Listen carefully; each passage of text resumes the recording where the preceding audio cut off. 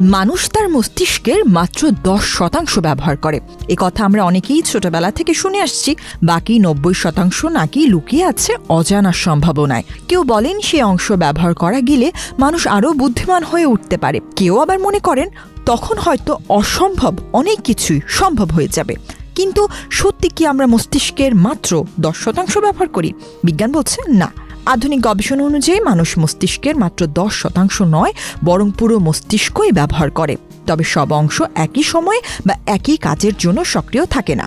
প্রায় 1.3 কেজি ওজনের মানব মস্তিষ্কে রয়েছে প্রায় 86 বিলিয়ন নিউরন বা স্নায়ুকোষ। আমরা যখন কথা বলি, কোনো মুখ চিনে ফেলি, নতুন কিছু শিখি, কোনো সিদ্ধান্ত নিই কিংবা পুরনো কোনো স্মৃতি মনে করার চেষ্টা করি, প্রতিবারই মস্তিষ্কের বিভিন্ন অংশ একসঙ্গে কাজ করে।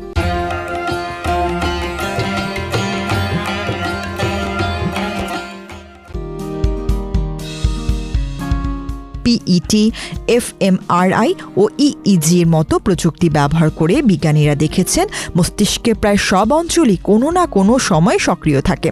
আপনি যখন বই পড়েন তখন ভাষা ও দৃষ্টি সংশ্লিষ্ট অঞ্চল বেশি কাজ করে। হাঁটছেন বা দৌড়াচ্ছেন তখন সক্রিয় হয় চলাচল নিয়ন্ত্রণকারী অংশ। আবার কোনো জটিল সমস্যার সমাধান বা গুরুত্বপূর্ণ সিদ্ধান্ত নেওয়ার সময় বেশি সক্রিয় হয়ে ওঠে মস্তিষ্কের ফ্রন্টাল লোব। অনেক সময় ব্রেইন স্ক্যানের ছবিতে কিছু অংশ উজ্জ্বল দেখে মনে করা হয় শুধু ওই অংশই কাজ করছে। বাস্তবে উজ্জ্বল অংশগুলো কেবল সেই অঞ্চলকে বোঝায় যা ওই মুহূর্তে তুলনামূলক বেশি সক্রিয়। বাকি অংশ কাজ করছে, তবে ভিন্ন মাত্রায়। এই ধারণাটি ভুল হওয়ার সবচেয়ে বড় প্রমাণ পাওয়া যায় মস্তিষ্কে আঘাতের ঘটনাগুলো থেকে। মস্তিষ্কের খুব ছোট একটি অংশ ক্ষতিগ্রস্ত হলেও কথা বলা, স্মৃতি ধরে রাখা, আবেগ নিয়ন্ত্রণ, চলাফেরা কিংবা সিদ্ধান্ত নেওয়ার ক্ষমতা মারাত্মকভাবে ক্ষতিগ্রস্ত হতে পারে। যদি 90% অংশ সত্যিই অকেজ হতো, তাহলে এমনটা হওয়ার কথা নয়। আরেকটি অবাক করা তথ্য হলো, মস্তিষ্ক নিজে কোনো ব্যথা অনুভব করে না। শরীরের বিভিন্ন অংশ থেকে ব্যথার সংকেত মস্তিষ্কে পৌঁছায়, কিন্তু মস্তিষ্কের নিজস্ব টিস্যুতে ব্যথা অনুভব করার রিসেপ্টর নেই। এ কারণেই কিছু জটিল মস্তিষ্কের অস্ত্রোপচারে রোগীকে আংশিক জাগ্রত অবস্থায় রাখা হয়। অস্ত্রোপচারের সময় চিকিৎসকেরা রোগীর সঙ্গে কথাও বলেন, যাতে ভাষা বা স্মৃতির সঙ্গে জড়িত অংশগুলো ঠিকভাবে কাজ করছে কিনা তা নিশ্চিত হওয়া যায়।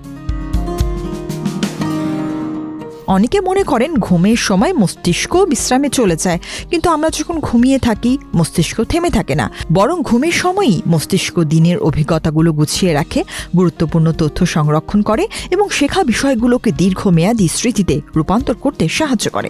অনেক সময় কোনো জটিল সমস্যা নিয়ে ঘুমোতে যাওয়ার পর সকালে সমাধান মাথায় চলে আসার পেছনেও কাজ করে মস্তিষ্কের এই প্রক্রিয়া। মস্তিষ্ক নিয়ে আরেকটি চমকপ্রদ তথ্য হলো, একটি মাত্র বালুকণার সমান মস্তিষ্ক টিস্যুতেও থাকতে পারে প্রায় 1 লাখ নিউরন এবং 100 কোটি সংযোগ। এ কারণেই ক্ষুদ্র একটি অংশ আমাদের দৈনন্দিন জীবনে বিশাল প্রভাব ফেলতে পারে। তাহলে 10% মস্তিষ্ক ব্যবহারের ধারণা এলো কোথা থেকে? গবেষকদের ধারণা, মানুষের সুপ্ত সম্ভাবনা নিয়ে করা কিছু মন্তব্য পরবর্তীতে ভুলভাবে ব্যাখ্যা করা হয়। 1936 সালে ডেল কার্নেগির প্রকাশিত জনপ্রিয় বই how to win friends and influence people বইয়ের ভূমিকায় বলা হয়, মানুষ তার সুপ্ত ক্ষমতার মাত্র 10% ব্যবহার করে। এটি আসলে মানুষের যোগ্যতা বোঝাতে ব্যবহৃত হয়েছিল, মস্তিষ্কের আয়তন বা কোষের ব্যবহার বোঝাতে নয়। এবং পরে বিভিন্ন বিজ্ঞাপন, মোটিভেশনাল বক্তব্যের মাধ্যমে 10% মস্তিষ্ক ধারণাটি ছড়িয়ে পড়ে।